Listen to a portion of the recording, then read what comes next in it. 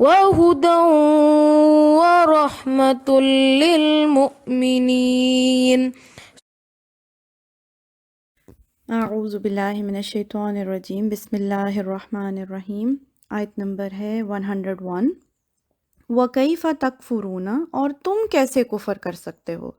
اللہ سوالیہ انداز میں پوچھ رہے ہیں۔ پچھلی آیت میں بات ہوئی نا کہ اگر تم نے ان گروہوں میں سے کسی ایک کی بھی بات مانی تو یہ تمہیں مرتد بنا کے چھوڑیں گے، کافر بنا کے چھوڑیں گے۔ اللہ اب پوچھ رہے ہیں تم کس طرح کفر کر سکتے ہو؟ وَأَنْتُمْ تُتْلَى عَلَيْكُمْ آیاتُ اللہِ، حالانکہ تم پر تو اللہ کی آیات پڑھی جاتی ہیں۔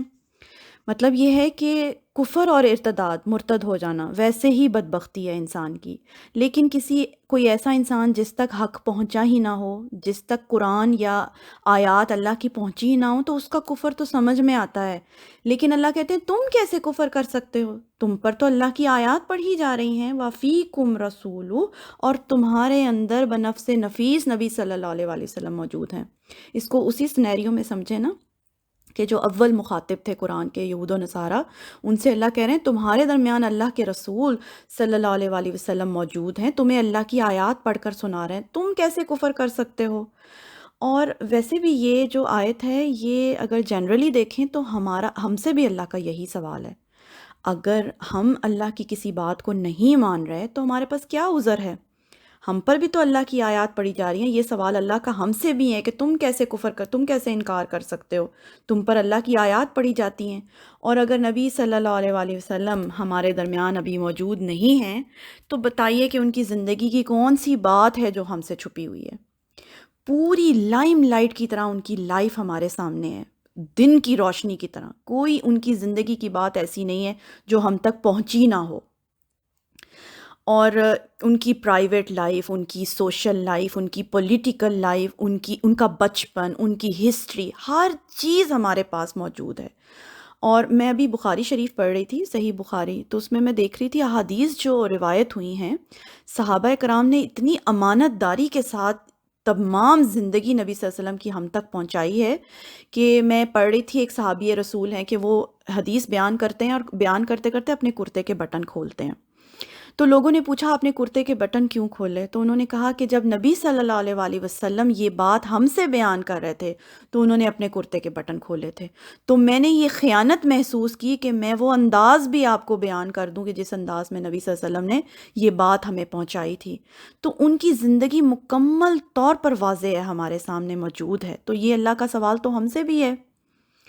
تو اگر ہم نہیں بات اللہ کی مانتے تو اس کا تو مطلب وہی ہے نا کہ جیسے محاورہ ہوتا ہے نا کہ پورے دن کی روشنی میں تم نے ٹھوکر کھائی، یہ تو وہی بات ہو گئی کہ ہر چیز تو موجود تھی، پھر کیا عذر تھا تمہارے پاس؟ اور جب ایسی آیات آئے نا تو اللہ کو جواب دینا چاہیے کہ اللہ تعالیٰ ہم آپ کی کسی بھی بات سے انکار نہیں کرتے۔ وَمَن يَعْتَصِمْ، اور جو کوئی مضبوطی سے پکڑے گا باللہ اللہ کو، فَقَدْ هُدِيَ إِلَىٰ صِرَاطٍ مستقیم، تو تحقیق وہ ہدایت پا گیا سیدھے راستے کی طرف۔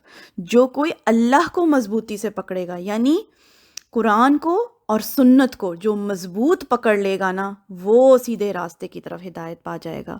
جیسے ہی آپ قرآن کو چھوڑتے ہیں آپ بھٹک جائیں گے۔ اور اس چیز کو ایک میں اسکالر کا بیان سن رہی تھی، بڑی اچھی بات انہوں نے کی۔ مختلف لوگوں کو سننا چاہیے نا، اس سے یہ ہوتا ہے کہ آپ کو بات ذرا زیادہ سمجھ میں آ جاتی ہے۔ وہ یہ کہہ رہے تھے کہ جب حضرت آدم علیہ السلام کو اللہ تعالیٰ نے بنایا تو کوئی شریعت کے اصول نہیں دیے، ان کو کوئی کتاب نہیں دی۔ جب ان کو جنت میں اللہ تعالیٰ نے بھیجا تو کوئی ان کو اللہ تعالیٰ نے بڑی کتاب نہیں دی، خالی ایک حکم، ان کی ٹوٹل شریعت اور ان کے تمام جو پوری کتاب، وہ ایک ہی حکم تھا۔ وہ کیا تھا؟ کہ اس درخت کے قریب مت جانا۔ یہ ایک ہی حکم تھا نا ان کو۔ تو وہ کہتے ہیں کہ اگر وہ ہر وقت اس چیز کو ذہن میں رکھتے، اس کی گردان کرتے رہتے اس حکم کی، تو شاید وہ اس وسوسے کا شکار نہ ہوتے جو شیطان نے ان سے غلطی کروائی۔ تو سمجھنے کی بات ہے کہ اگر انسان اس کو مکمل طور پہ مضبوطی سے پکڑ لینا اللہ کی کتاب کو، تو وہی صرف سیدھے راستے کی طرف ہدایت پا سکتا ہے، ورنہ اتنے چانسز ہے بھٹکنے کے کہ شیطان تو ایک اتنی بڑی فورس ہے جو ہر وقت تیار رہتی ہے کہ ادھر آپ قرآن چھوڑیں اور ادھر وہ آپ کو بھٹکا دے۔ زندگی کا معمول بنا لیں کہ آپ کی زندگی کا کوئی بھی دن ایسا نہ گزرے جس میں آپ کا کوئی تعلق قرآن کے ساتھ نہ ہو، چاہے تھوڑا ہی ہو، چاہے ایک آیت ہو، لازم کر لیں کہ آپ کو لازمی، چاہے تلاوت کریں، چاہے آپ اس کی تفسیر پڑھیں، ترجمہ پڑھیں، چاہے وقت کم ہے تو خالی اس کی ٹرانسلیشن آپ نے پڑھ لی، لیکن قرآن کے ساتھ تعلق ڈیلی بیسس پر آپ کا ہونا بہت ضروری ہے، نہیں تو آپ کا تعلق جو ہے وہ جیسے ہی ادھر سے کمزور ہوگا قرآن سے، ویسے ہی شیطان آپ کو ٹریپ کر لے گا۔ تو اللہ تعالیٰ سے دعا ہے کہ اللہ تعالیٰ ہم سب کو توفیق عطا فرمائے اور ہمارا تعلق جو ہے وہ قرآن اور سنت کے ساتھ مضبوط ہو جائے، کیونکہ یہی ایک راستہ ہے صرف ہدایت پانے کا۔ آج کے لیے اتنا ہی۔ سبحانک اللہم و بحمدک، اشہد ان لا الہ الا انت، استغفرک و اتوب الیک۔